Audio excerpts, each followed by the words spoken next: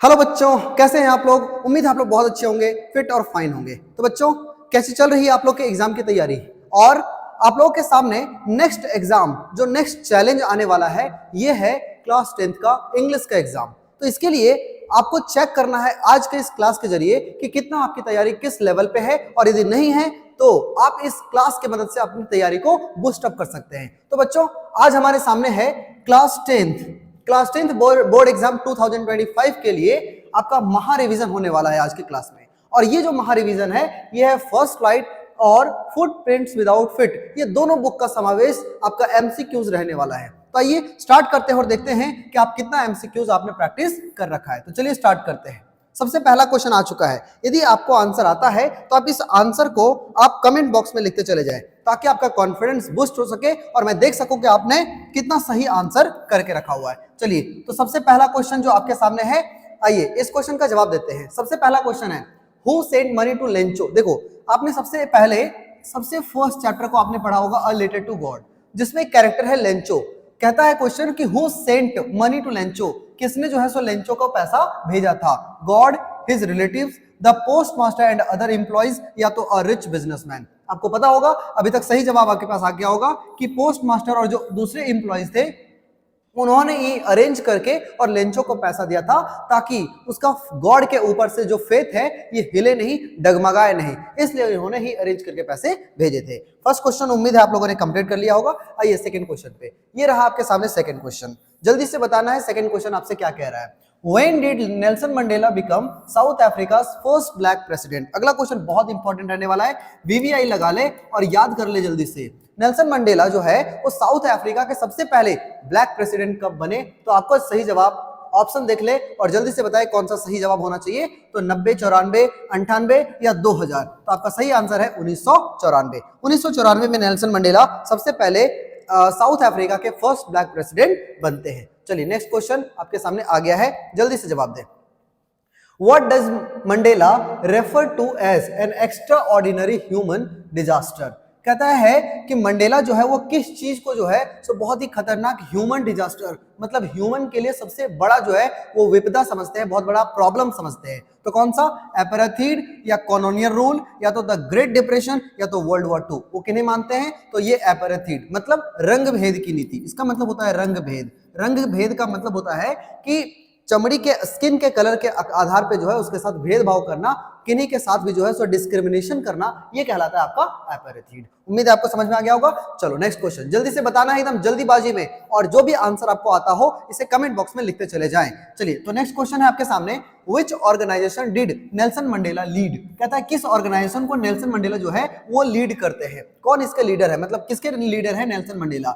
Indian national Congress, African national Congress, या United Nations, या world trade organisation. तो इसका सही जवाब है एएनसी। आपने पढ़ा होगा कि एएनसी अफ्रीकन नेशनल कांग्रेस जो है इसके लीडर है कौन? तो नेल्सन मंडेला। चलिए नेक्स्ट क्वेश्चन आ जाइए। अगला क्वेश्चन आपके सामने है, एकदम जल्दीबाजी में निकलना है और सारे क्वेश्चंस का सही जवाब देने की कोशिश करिए, और जितने भी क्वेश्चंस होंगे उसका कमेंट बॉक्स में जवाब जरूर दीजिएगा, ताकि मैं देख सकूं कि आपने कितना सही जवाब लिखा है। Who wrote the poem Dust of Snow? अगला क्वेश्चन आ गया है पोयम से, तो जल्दी से बताएं कि किसने लिखा है dust of snow.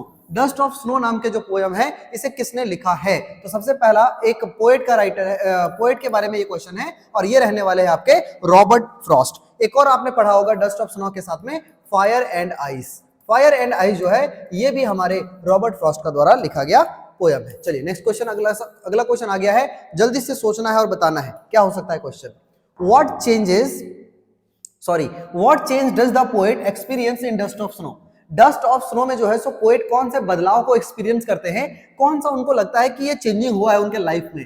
From happiness to sadness, क्या वो खुशी से उनका लाइफ जो है वो सैडनेस की तरफ चले जाता है? नहीं। फ्रॉम सॉरो टू हैप्पीनेस, क्या वो दुखी थे पहले और बाद में हैप्पीनेस की तरफ चले जाते हैं? बिल्कुल सही जवाब है, यही आपका सही जवाब है, क्योंकि ना तो एंगर से रिग्रेट की तरफ, ना तो एक्साइटमेंट से फियर की तरफ, ये सब कुछ भी नहीं। हम देखते हैं कि कैसे वो सॉरो से हैप्पीनेस की तरफ उनका लाइफ जो है वो बढ़ जाता है, एक कौवे की वजह से, मतलब एक क्रो की वजह से, है ना। चलिए नेक्स्ट क्वेश्चन, आपने पढ़ा होगा पोयम, और नहीं पढ़ा है तो प्लेलिस्ट में जाके सारा पढ़ लीजिए, सारा पोयम बहुत ही अच्छे से जो है वो करवाया गया है। अगला क्वेश्चन है, what tree is mentioned in the poem. Poem में कौन सा ट्री के बारे में जिक्र है? यही है डस्ट ऑफ स्नो नाम के पोयम जो है उसमें कौन सा ट्री के बारे में जिक्र है? Mango tree, oak tree, hemlock tree या बनियान ट्री? तो याद रखना है बच्चों, आपके लिए कौन सा होने वाला है? हेमलॉक ट्री जो है इसके बारे में जिक्र किया गया है। नेक्स्ट क्वेश्चन की तरफ बढ़ते हैं और नेक्स्ट क्वेश्चन आपके सामने है, what were the bakers in Goa traditional known as? मतलब गोवा में जो है वो बेकर्स को किस रूप में जाना जाता है, मतलब क्या कहा जाता है उनको? क्या उन्हें पादेर या हलवाई, कन्फेक्शनर्स या पेस्ट्री बेकर्स, क्या कहा जाता है? तो उन्हें पादेर के नाम से जाना जाता है। एकदम जल्दीबाजी में करना है क्योंकि अब हमारे पास वक्त नहीं है। अभी आपको एकदम जल्दीबाजी में ऑप्शंस को देखते ही आपको जवाब आना चाहिए, इस कदर की तैयारी आपकी होनी चाहिए। चलिए नेक्स्ट क्वेश्चन, अगला क्वेश्चन है, in Coorg which language is mainly spoken by the Coorgi people? Coorgi people के जरिए जो है, उनके द्वारा जो है वो कुर्ग में कौन सी भाषा बोली जाती है? कन्नड़, मलयालम, कोडवा या तो तमिल? तो आपको पता होगा ये है कोडावा लैंग्वेज, है ना? तो कोडावा लैंग्वेज जो है ये बोला जाता है कुर्गियों के द्वारा। अगला क्वेश्चन आ जाता है, what is Coorg famous for? ये बहुत ही इंपॉर्टेंट क्वेश्चन है कि कुर्ग जो है, अच्छा बच्चों एक क्वेश्चन, कुर्ग जो है ये है कहाँ, किस राज्य में है, किस स्टेट में है? इंडियन स्टेट में है, ये भी आपको याद रखना है। तो कुर्ग बच्चों ये है आपका कर्नाटका में, और कर्नाटका के साथ साथ ये किसके लिए फेमस है? तो याद रखना है ये कॉफी प्लांटेशन के लिए बहुत ही ज्यादा फेमस है। आपने ज्योग्राफी में भी पढ़ रखा होगा कि कॉफी के लिए जो है सो कर्नाटका बहुत ज्यादा फेमस है, और उसमें भी ये जो कुर्ग वाला जो प्लेस है ये बहुत ज्यादा फेमस है, किस लिए? तो कॉफी प्लांटेशन के लिए। अगला क्वेश्चन, नेक्स्ट क्वेश्चन आपके सामने आ गया है, according to the chapter tea was first drunk in which country? जब आप पढ़ते हैं एक चैप्टर जिसमें हम पढ़ते हैं टी फ्रॉम असम, है ना? एक चैप्टर है टी फ्रॉम असम। तो जब हम असम टी फ्रॉम असम पढ़ते हैं तो वहां पे आपको बताया जाता है टी के बारे में दो दंत कथाएं, टू लेजेंड्स बताए जाते हैं ना, टू लेजेंड्स बताए जाते हैं, जिसमें से एक लेजेंड आपको बताता है कि किस देश में सबसे पहले जो है वो ये चाय को पिया गया था। तो ये जो है इंडिया है, इंग्लैंड है, चाइना है या जापान है? तो आपके सामने आ गया होगा आंसर, ये है बच्चों चाइना, है ना? तो चाइना में सबसे पहले जो है सो चाय को पिया गया था। अगला question, the tradition of baking in Goa dates back to which colonial rule? कहता है the tradition of baking in Goa dates back to which colonial rule? कहने का मतलब ये है कि ये जो बेकिंग की हम देखते हैं कि गोवा में बहुत ज्यादा प्रचलित है, ये कहां से आया है, मतलब कौन से लोग यहाँ पे बेकिंग का काम स्टार्ट किए थे? तो बताना है ब्रिटिश रूल से ही शुरू हुआ है या पोर्टुगीज के, फ्रेंच या डचेस? तो याद रखना बच्चों ये है आपका पोर्टुगीज। पोर्टुगीज के दिनों से ही जो है सो गोवा में जो है सो बेकिंग बहुत ज्यादा फेमस है, और अलग अलग तरह के लोग वहां पे समझ लीजिए कि बनाते हैं, अलग अलग तरह के डिशेस बनाते हैं और उसे बेचते हैं। अगला क्वेश्चन आपके सामने आ चुका है, तो जल्दी से बताना है।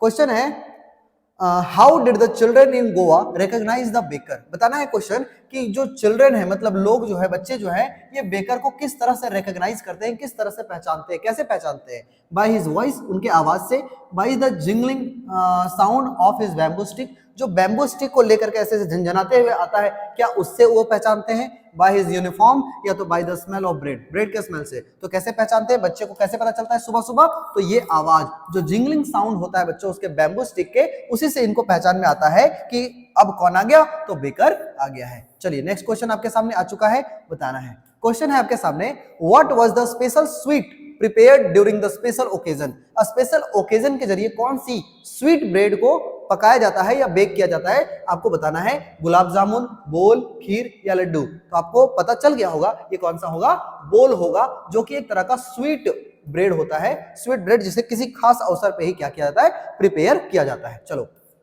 नेक्स्ट क्वेश्चन की तरफ बढ़ जाते हैं, और नेक्स्ट क्वेश्चन आपसे ये पूछ रहा है, which river flows through Coorg? बताना है कि कुर्ग से होकर के कौन सी नदी बहती है। बच्चों बहुत ही सावधानी पूर्वक इस क्वेश्चन का जवाब दीजिएगा कि कुर्ग मतलब कर्नाटका में कौन सी नदी बहती है? गंगा बिल्कुल नहीं हो सकता, यमुना नहीं हो सकता, गोदावरी नहीं होगा, कौन सा होगा? तो कावेरी नदी जो है ये कुर्ग से होकर के बहती है। कौन सी नदी? तो कावेरी नदी। अगला क्वेश्चन पे आ जाते हैं, और नेक्स्ट क्वेश्चन आपसे ये पूछ रखा है, व्हाट डिड द गोवान बेकर्स वियर ट्रेडिशनली? गोवा के जो लोग हैं वो किस तरह का, गोवा के जो बेकर्स हैं, है ना, ये किस तरह से ट्रेडिशनली मतलब पारंपरिक तरीके का, कौन सा जो एकदम ट्रेडिशन से होकर के चला आ रहा है, ऐसे कौन से कपड़े को वो पहनते हैं? तो क्या वो लॉन्ग कोट होता है? बिल्कुल नहीं। शॉर्ट नी लेंथ फ्रॉक होता है, ऐसा फ्रॉक जो कि नीचे घुटने तक पहुंचता हो, जिसे हम लोग दूसरी भाषा में कवाई बोलते हैं, क्या वो ऐसा ड्रेस पहनते हैं? तो बिल्कुल यही सही जवाब होने वाला है। इसका दूसरा नाम भी आपको बहुत अच्छे से याद रखना है, हो सकता है कि आपके एग्जाम में ये ऑप्शन नहीं दे और इसके जगह पे आपको ये ऑप्शन दे दे, वो है कवाई वाला ऑप्शन। इसलिए बच्चों इस पर ज्यादा ध्यान रखना है आपको, और ये आपका सही आंसर होने वाला है। Next question, who finally made the young seagull fly. अगला क्वेश्चन बहुत ही इंपॉर्टेंट है, ये पता है आपको किससे, हिज फर्स्ट फ्लाइट, है ना, इससे ये चैप्टर क्वेश्चन है, who finally made the young seagull fly, मतलब किसके वजह से यंग सीगल जो फाइनली वो उड़ पाया। तो क्वेश्चन है his father, his mother, his siblings या हिज अ फिशरमैन। तो इसका सही जवाब है हिज मदर, उसकी माँ के वजह से जो है वो अपना फर्स्ट फ्लाइट को कंप्लीट कर पाता है या तो उड़ पाता है। चलिए नेक्स्ट क्वेश्चन बताना है, कहता है What was the pilot's dream destination? अब बच्चों ये क्वेश्चन आ गया आपका ब्लैक एरोप्लेन से, तो बताना है What was the pilot's dream destination, मतलब पायलट को जो है सो जाना कहाँ था और जा करके वहां पर किसके साथ, अपने फैमिली के साथ में जो है वो लंच या डिनर करना था। तो ये क्यों, कहाँ जा करके करना था, तो बच्चों ये जाना था उसको पेरिस। क्यों, क्योंकि आपको पता है जो डाकोटा एरोप्लेन है, ये भी याद रखना है आपको, जो डाकोटा एरोप्लेन था ये आपको जाना कहां से कहां जा रही थी, तो लंदन टू पेरिस, और पेरिस जाकर के जो पायलट है ये अपने फैमिली के साथ वक्त बिताना चाहता था, इसलिए ये बहुत तेजी से जो है सो पेरिस की तरफ जा रहा था। चलिए नेक्स्ट क्वेश्चन, अगला क्वेश्चन आपके सामने ये रहा, बता रहा है what natural problem did the pilot face during the flight. Flight के दौरान जो है सो पायलट को कौन सा नेचुरल डिजास्टर, कौन सा नेचुरल प्रॉब्लम को जो है वो सामना करना पड़ता है। तो क्वेश्चन है थंडरस्टॉर्म, क्या वहां पे बहुत ज्यादा थंडरस्टॉर्म आता है, गर्जने के साथ बादल गरजती है बहुत तेज और इंजन फेल हो जाता है, या लैक ऑफ फ्यूल हो जाता है, या हेवी स्नोफॉल होने लगता है। तो बच्चों इसका सही जवाब है थंडरस्टॉर्म, बहुत ही खतरनाक काले बादल जो है वो आसमान में उमड़ पड़ते हैं और बहुत तेज गर्जना होने लगती है, बादल गरजने लगते हैं, ये प्रॉब्लम देखने को मिलता है किसको, पायलट को। तो यदि आपने पढ़ा है ब्लैक एरोप्लेन तो आपको ये चीजें बहुत अच्छे से समझ में आ रही होगी। Next question, what was strange about the black aeroplane, बताना है ब्लैक एरोप्लेन के बारे में आपको कौन सी बातें स्ट्रेंज लगती है, कौन सी बातें अजीब लगती है। इट हैड नो लाइट्स, अब ये ब्लैक एरोप्लेन मतलब ये वही एरोप्लेन है बच्चों जिस एरोप्लेन का पायलट बोलो या वो एरोप्लेन जो है वो हमारे पोएट, राइटर या तो हमारे पायलट, जो हमारे चैप्टर के जो पायलट है उनकी मदद कर रहा था। तो ये ब्लैक एरोप्लेन, इसके बारे में कौन सी बातें अजीब है, इसके पास कोई लाइट नहीं था बिल्कुल, it had no windows, it had no radio signals and no record of his existence. सबसे खतरनाक बात ये है, सबसे मिस्टीरियस बात यही रहा है कि इसका कोई रेडियो सिग्नल भी नहीं था और ना तो इसके एग्जिस्टेंस, इसका आसमान में किसी तरह का कोई एग्जिस्टेंस था, ये वहां पर था, इस बात का कहीं पर कोई सबूत नहीं मिलता है और ना तो इसका कोई रेडियो सिग्नल देखने को मिलता है, फिर भी इसके द्वारा हमारे पायलट की मदद की जाती है। ये सबसे ज्यादा मिस्टीरियस रहता है, ये मिस्ट्री बन के रह जाता है कि आखिर ये कौन था जिसने पायलट की मदद की है। तो बच्चों ये हो गया इस क्वेश्चन का जवाब। अगला क्वेश्चन पे आ जाते हैं और नेक्स्ट क्वेश्चन आपसे पूछ रहा है what was valleys full name. ये बहुत इंपॉर्टेंट क्वेश्चन है ना, इस पे बहुत बच्चे कंफ्यूजन में रहते हैं कि वैली का फुल नेम क्या था। जब आप वैली पढ़ते हो तो ये है मैडम राइड्स द बस, इसके बारे में एक स्टोरी है जिसमें आप वैली के नाम पढ़ते हो। तो क्या उसका नाम वैली अम्माई था, या वैली कन्नन था, या वैली यम्मा था, या वैली देवी था। तो बच्चों इसका सही जवाब होगा वैली अम्माई। ये बहुत इंपॉर्टेंट, इस पर आप फिर से एक बार पढ़ लें, इसे आप ध्यान से देख ले। वैली अम्माई जो है इसका पूरा नाम था, जबकि इसके ऑथर का नाम जो है सो वैली कन्नन है, इसीलिए कंफ्यूजन ना हो जाए, इस बात को भी आप ध्यान रखें। इसका सही जवाब ये होने वाला है यहाँ पर। चलिए नेक्स्ट क्वेश्चन, अगला क्वेश्चन ये देखना है। अगला क्वेश्चन है बच्चों हाउ ओल्ड वाज वल्ली, वल्ली कितने साल की थी। और जानते हो इसका डिजायर क्या था, इसका डिजायर क्या था कि ये जो क्या करे, बस का ट्रिप करे, यहाँ से टाउन तक का जो है सो बस का सफर करे, ये इसका ड्रीम था, है ना, एक बहुत समझ लीजिए डीप डिजायर था इसका। तो ये इस तरह से आपको समझना होगा कि ये जो है कितने साल की थी और किस उम्र में इसको जो है इतना बड़ा डिजायर जो है यहाँ से शहर तक का अकेले यात्रा कर लेना, ये जो है सो कितने साल की लड़की, तो ये सिर्फ और सिर्फ महज वो 8 इयर्स ओल्ड थी, सिर्फ 8 साल की थी। और उस समय उन्होंने ये बात सोचा कि कैसे हम अपना बस का सफर कंप्लीट करेंगे। तो क्वेश्चन अगला है कि how much did the bus ticket cost for one way trip. एक तरफ के यात्रा के लिए उसे कितना कॉस्ट देना पड़ता था, बस का किराया कितना था सिर्फ एक साइड के, तो 20 पैसे है, 30 पैसे है, 50 पैसे है, या 1 रुपीज है। तो बच्चों याद रखना है यह है 30 पैसे, जाने का 30 पैसे, आने का 30 पैसे, टोटल 60 पैसे का इसको जुगाड़ करना था। चलिए अगला क्वेश्चन, बाकी इसने कैसे इसका जुगाड़ किया, क्या उसके डीप डिजायर के लिए उन्होंने क्या किया, ये आप लोग विशेष चैप्टर में पढ़ लेते हैं। क्वेश्चन आपके सामने आ रहा है why didn't Valli get off the bus at the town. क्वेश्चन है कि वैली जो है वो बस से नीचे क्यों नहीं उतरती है, जब वो टाउन पहुंच जाती है, जब वो टाउन पहुंच जाती है तो वो बस से नीचे क्यों नहीं उतरती है। Why didn't Valli get off, get off मतलब उतरना, तो वो क्यों नहीं उतरी। She was scared of the crowd, क्या उसे भीड़ से डर लगता था। She had no money for another ticket, उसके पास दूसरे टिकट के लिए कोई पैसे नहीं थे। She didn't find anything interesting, उसे बाहर कुछ भी इंटरेस्टिंग नहीं लग रहा था। She wanted to return home quickly, या तो वो घर बहुत ही जल्दी वापस आना चाहती थी। तो बच्चों इसका सही जवाब होगा she had no money for another ticket, क्योंकि उसके पास सिर्फ जाने और आने के ही पैसे थे, उतना ही किराया था, इसके अलावा बाहर खर्च करने के लिए कुछ भी नहीं था। इसलिए वो जो है वो अपने बस से नीचे उतरती तक नहीं है और अपने ही सीट पे बैठी रह जाती है। चलिए नेक्स्ट क्वेश्चन आपके सामने 25 नंबर क्वेश्चन पे हम लोग पहुंच चुके हैं और लगता है ये है आपका, हम लोग हाफ क्वेश्चन पर आ चुके हैं। आज हम लोग के पास टोटल 50 क्वेश्चंस का एक कंप्लीट कलेक्शन है बच्चों, और इसमें मोस्ट इंपॉर्टेंट क्वेश्चंस आप देखेंगे। इसके साथ साथ आप स्टोरी को भी रिवाइव कर सकते हैं, समझ सकते हैं, और जब रिवाइज हो जाएगा तो फिर आप बहुत अच्छे से अपना आंसर लिख सकते हैं। लेकिन एक बहुत बड़ा शर्त है, यदि आपको कुछ बेनिफिट होता है तो चैनल के साथ अभी जुड़ जाए अभी, और जितने भी आंसर्स आप लिख रहे हो इसको आप कमेंट बॉक्स में भी लिखते जाओ और बताओ, इस बात की पुष्टि करो कि सच में आपको आ रहा है और मैं आपके कमेंट को देख सकूं कि आपने कितना सही बनाया है। और यदि आप अब लगातार नहीं लिख पा रहे हो तो कोई बात नहीं, लास्ट में अपना स्कोर जरूर लिखना कि 50 आउट ऑफ आपने कितना लाया है, कितना स्कोर किया है। तो नेक्स्ट क्वेश्चन पे बढ़ते हैं और बच्चों नेक्स्ट क्वेश्चन आपके सामने है, what is the full name of Anne Frank.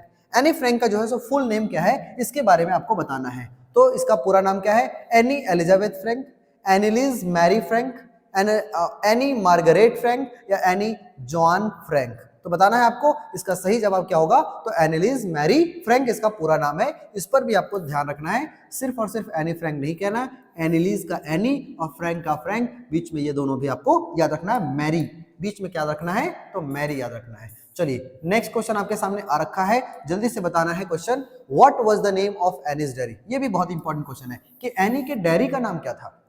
वो एनी जो कि चूंकि उसके पास कोई दोस्त नहीं थे इसलिए वो हमेशा अपना डायरी लिखा करती थी, और जब वो डायरी लिखा करती थी तो उसमें क्या दिखाया गया है, उसमें दिखाया गया है कि कैसे वर्ल्ड वॉर 2 के दौरान जो है वो जिविश लोगों को बहुत ज्यादा मारा जा रहा था, हर जगह से ढूंढ करके इसे मारा जा रहा था। इसके बारे में एक्चुअली इस कहानी के बारे में इसका बैकग्राउंड है।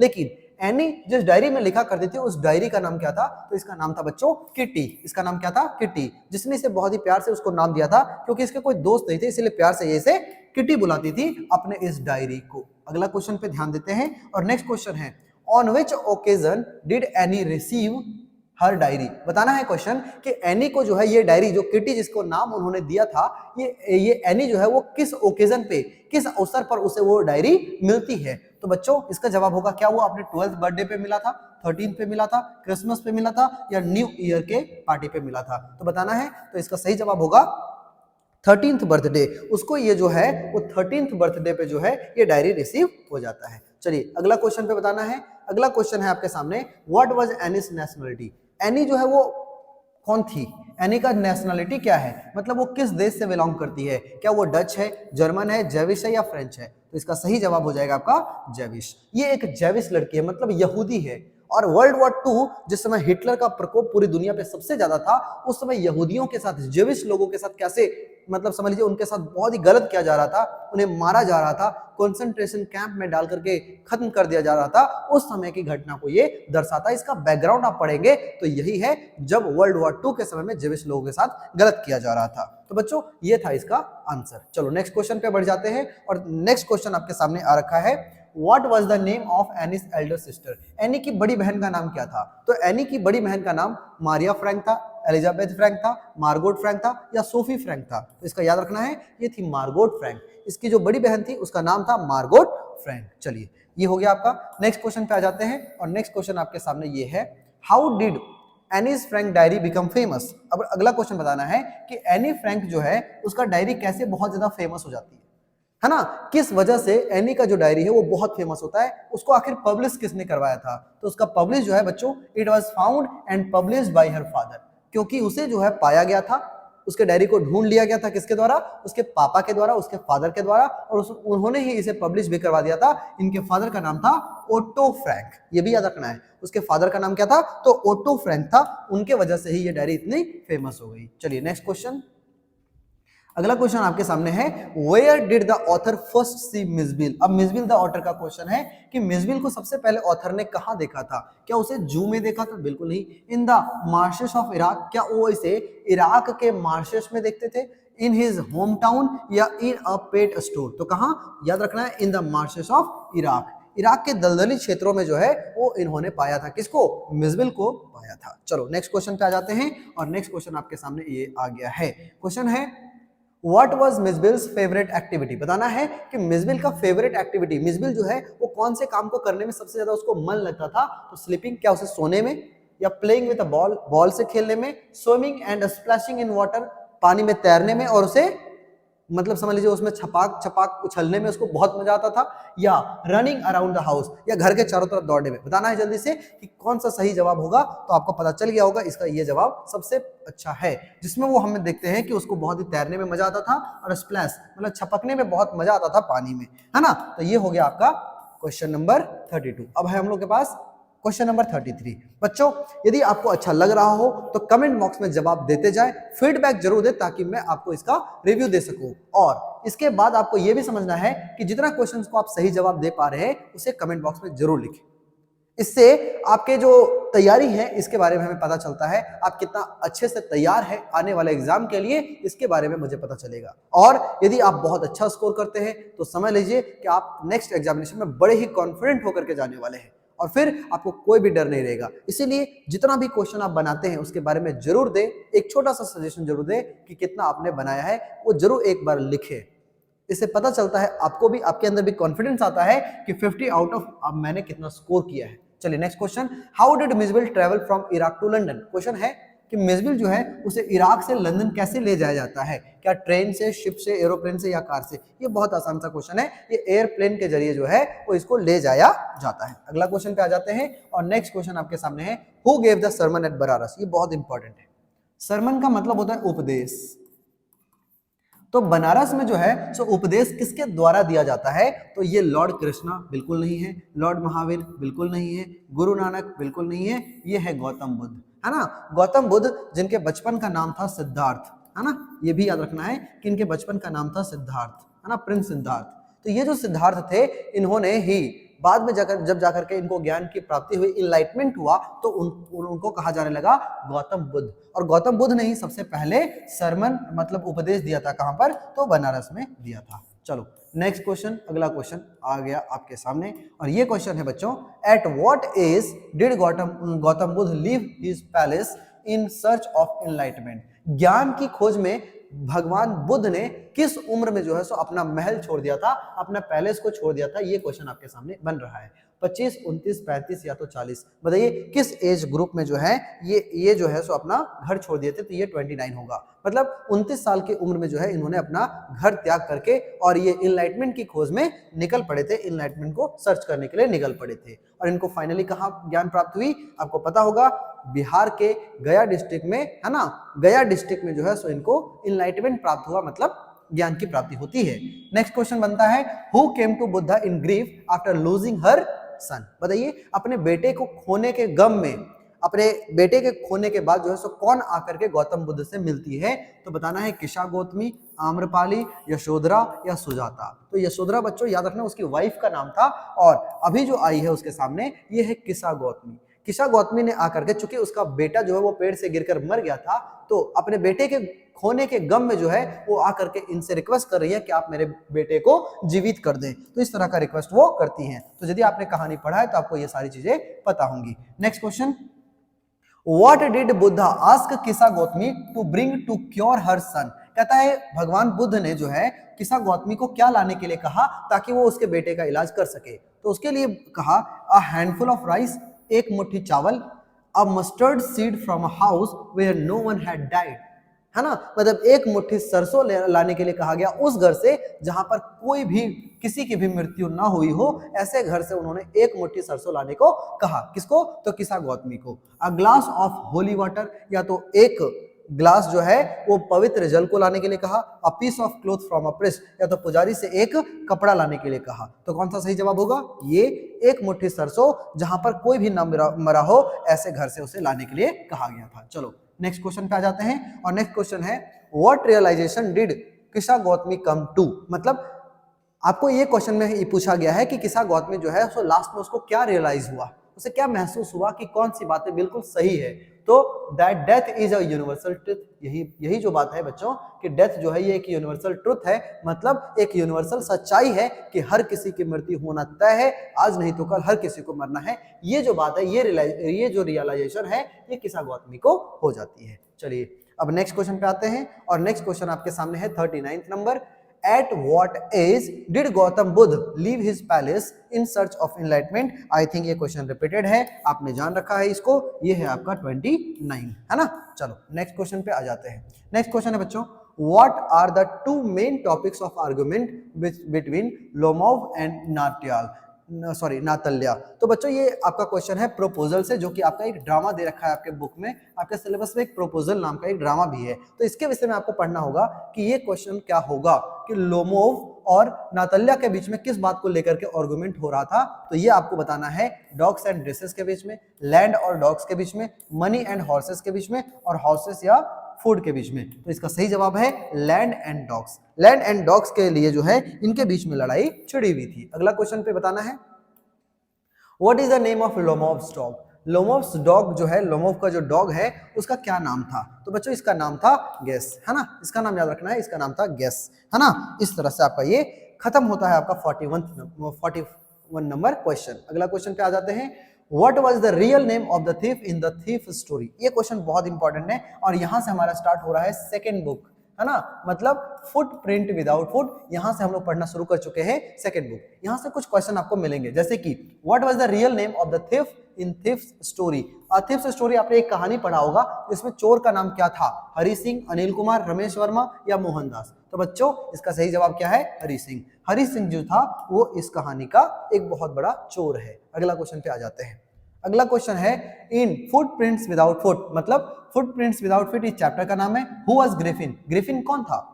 ग्रिफिन जो है वो डॉक्टर, साइंटिस्ट, डिटेक्टिव या बिजनेसमैन कौन था। तो आपको बताना है ये एक साइंटिस्ट थे, है ना, और इन्होंने एक ऐसी दवा का खोज किया था जिसको पी करके आप जो है अदृश्य हो जाएंगे, आप एकदम इनविजिबल हो जाएंगे, आपको कोई देख नहीं सकता, है ना। ऐसा कोई दवा का इन्होंने इन्वेंशन किया था। चलो नेक्स्ट क्वेश्चन पे आ जाते हैं, और नेक्स्ट क्वेश्चन है, in the thief story what work did Anil do. Anil जो है वो थीफ स्टोरी में क्या करता है, शॉपकीपर का काम करता है, या वो राइटर है, या टीचर है, या गवर्नमेंट ऑफिसर है। तो बताना है ये एक राइटर है बच्चों, है ना। अनिल जो है वो एक राइटर है, और हरि सिंह जो है वो चोरी करता है, मतलब वो एक चोर है। अगला क्वेश्चन पे आ जाते हैं, और नेक्स्ट क्वेश्चन है, in the Midnights visitor who was Ausable. ये क्वेश्चन भी बहुत इंपॉर्टेंट है। ऑसेबल कौन था इस वाली कहानी में, द मिडनाइट विजिटर्स में जो है वो ऑसेबल कौन था बताना है। एक डिटेक्टिव था, और सीक्रेट एजेंट था, पुलिस ऑफिसर था, या एक साइंटिस्ट था। तो ऑसेबल जो है बच्चों वो इस कहानी का एक सीक्रेट एजेंट था, आई थिंक, है ना। तो याद रखना है कि मिडनाइट विजिटर में जो है सो ऑसेबल कौन था, एक सीक्रेट एजेंट था। अगला क्वेश्चन पे आ जाते हैं। तो नेक्स्ट क्वेश्चन है, what did Horace Danby love the most in a question of trust. A question of trust में जो है सो हॉरेस डैम्बी सबसे ज्यादा किस बात को लेकर के पसंद करता है, मतलब उसे पेंटिंग पसंद है, उसे रीडिंग बुक्स पसंद है, गार्डनिंग पसंद है, या स्टैम्प कलेक्शन पसंद है। बताना है आपको कौन सा सही आंसर होगा। तो इसका सही आंसर होगा रीडिंग बुक्स। इसे जो है सो किताबें पढ़ना बहुत पसंद है हॉरेस डैम्बी को, और इस वजह से ये जो है सो चोरियां भी क्या करता है, ताकि वो क्या कर सके, अच्छी किताबों को पढ़ सके। चलो नेक्स्ट क्वेश्चन पे आ जाते हैं, और नेक्स्ट क्वेश्चन है बच्चों आपके सामने, who took care the tricky in a Triumph of surgery. Triumph of surgery में जो है सो बताना है ट्रिकी नाम के डॉग, ये जो बहुत ही लेजी, बहुत ही मोटा हो चुका एक डॉग है, इसका जो है इसकी मालकिन का नाम है मिसेस पम्फ्रे, लेकिन उस डॉक्टर का नाम क्या है जो इसकी देखभाल करता है। तो उस डॉक्टर का नाम है बच्चों डॉक्टर हैरियट। क्या नाम है, डॉक्टर हैरियट। ये भी आपको याद रखना है, जो उस कुत्ते का देखभाल करता है, उसका ट्रीटमेंट करता है। चलो अगला क्वेश्चन है, what is the name of the young girl in the necklace. The necklace नाम के इस चैप्टर में कौन जो है सो यंग गर्ल है बताना है। मातिल्दा लोइजल, जीन फॉरेस्टर, या मैडम पम्फ्रे, या तो नातल्या पेनोवना। तो बताना इसका सही जवाब क्या होगा, मातिल्दा लोइजल। ये जो है सो इसका सही जवाब है, जिसमें हम लोग देखते हैं कि द नेकलेस में यंग गर्ल को जो दिखाया गया है ये है आपकी मातिल्दा लोइजल, है ना। और इसकी जो फ्रेंड है ये है आपकी फॉरेस्टर, और फिर इस तरह से आपका कहानी आगे बढ़ता है कि इसका नेकलेस खो जाता है, आपने पढ़ा होगा, है ना। अगला क्वेश्चन है 49th नंबर क्वेश्चन, और 49th नंबर क्वेश्चन का आपको जवाब देना है। अब हम लोग बिल्कुल लास्ट है, अपने डेस्टिनेशन पे हम लोग पहुंच चुके हैं और एकदम अंतिम कड़ी चल रही है। इस पे आपको जवाब देना है। इन वोली व्हाट वाज वोलीस रियल नेम, बताना है वोली का जो है सो पूरा नाम या तो रियल नेम क्या था। इसको तो हम वोली कहते हैं क्योंकि उसका जो बिहेवियर है ये एकदम बहुत ही भोला भाला सा है, लेकिन उसका रियल नेम क्या था बच्चों, ये बताना है। सुलेखा, सुनीता, सविता या सुमन। तो बता रहा है इसका सही जवाब क्या होगा। तो भोली का जो रियल नेम है ये है बच्चों सुलेखा, है ना। तो याद रखना है ये सुलेखा है। नेक्स्ट क्वेश्चन पे बढ़े तो नेक्स्ट क्वेश्चन आपके सामने है। In the book that saved the earth where do the Martians come from, बताना है ये जो चैप्टर है आपके सामने, the book that saved the earth, यहां पर जो है सो मार्टियंस कहां से आए हुए थे, वेनस, जुपिटर, मार्स या सैटर्न। तो इसका सही जवाब होने वाला है मार्स, है ना। ये जो मार्टियंस है ये सारे कहां से आए हुए थे, तो मार्स से आए हुए थे। और बच्चों इस तरह से हम लोग का ये है आज का ये जो क्लास है ये कंप्लीट होता है। और यहाँ पर हम लोग कंप्लीट कर चुके हैं टोटल 50 क्वेश्चंस, जो मोस्ट इंपॉर्टेंट क्वेश्चंस है जो आपके एग्जाम में आ सकता है। इसीलिए अब आपको स्कोर बताना है जल्दी से। फाइनली हम लोगों ने कंप्लीट किया है और आपको स्कोर बताना है कि आउट ऑफ 50 आपने कितना पाया है ना। इसका जवाब फटाफट अपने कमेंट बॉक्स में डालें, क्योंकि कमेंट बॉक्स में आपका ये लिखने से आपका कॉन्फिडेंस डेवलप होता है ना। इसलिए आपको बताना है कि कितना आपने 50 में स्कोर किया है और जिस हिसाब से आपकी तैयारी है इससे आपका कॉन्फिडेंस डेवलप होगा और नेक्स्ट एग्जाम में आप बहुत ही अच्छा परफॉर्म करेंगे। उम्मीद है और मैं आशा करता हूं कि आपका एग्जाम बहुत ही अच्छे से जाएगा और इसी तरह से आपको क्वेश्चंस जो है वो पढ़ते रहने हैं, प्रैक्टिस करते रहने हैं। अभी आप लोग जो है एग्जाम के एकदम बहुत ही करीब है, एकदम दहलीज पे है, इसीलिए इधर उधर टाइम बर्बाद ना करें और अपने टारगेट पे फोकस रखकर एकदम जी तोड़ मेहनत करें बच्चों, क्योंकि ये साल भर का जो मेहनत है ये सिर्फ और सिर्फ 1-2 दिनों में ही आपका रंग लाने वाला है। इसीलिए लग जाइए, जुड़ जाइए और अपना स्कोर चेक करिए और तरह तरह के क्वेश्चंस को सॉल्व करते रहिए। यही हमारी तरफ से आपको सजेशन होगा और उम्मीद है आपको ये आज का ये सेशन बहुत अच्छा लगा होगा। 50 क्वेश्चंस का ये जो हम लोगों ने वहां कलेक्शन निकाला है, ये इसमें सिर्फ और सिर्फ एक बात का ध्यान रखना है कि इसमें पोएट्री सेक्शंस के बहुत ही कम क्वेश्चंस मैंने रखा है। तो पोएट्री सेक्शन को आप थोड़ा सा देख लें अपने हिसाब से, और पोएट्री यदि पढ़ना है तो इसी प्लेलिस्ट में आप जाइएगा, तो प्लेलिस्ट में आपको जो है इसी चैनल में मिल जाएगा, सारा पोएट्री मिल जाएगा, लाइन बाय लाइन बहुत ही अच्छे से एक्सप्लेन किया गया है। और उसे यदि आप देख लेते हैं तो आपका आंसर राइटिंग भी इंप्रूव हो जाता है, क्योंकि आप जब डीपर अंडरस्टैंडिंग आपको होती है पोयम की तो आप खुद से भी लिख लेते हैं। चलिए तो इतना ही कह करके हम लोग आज का ये जो क्लास है इसे खत्म करते हैं और आपको जल्दी से कमेंट बॉक्स में लिख लेना है और जुड़े रहना, ऐसे ही हो जाए। चैनल को सब्सक्राइब कर ले यदि आपको कुछ फायदा हुआ हो और जुड़े रहे हमारे साथ। चलिए बच्चों, तो मिलते हैं अगले क्लास में फिर से एक नए शानदार ऐसे ही वीडियो के साथ। तब तक देखते रहे, पढ़ते रहे और जुड़े रहे गुरुकुल साथी के साथ। तब तक के लिए थैंक यू वेरी मच। जय हिंद।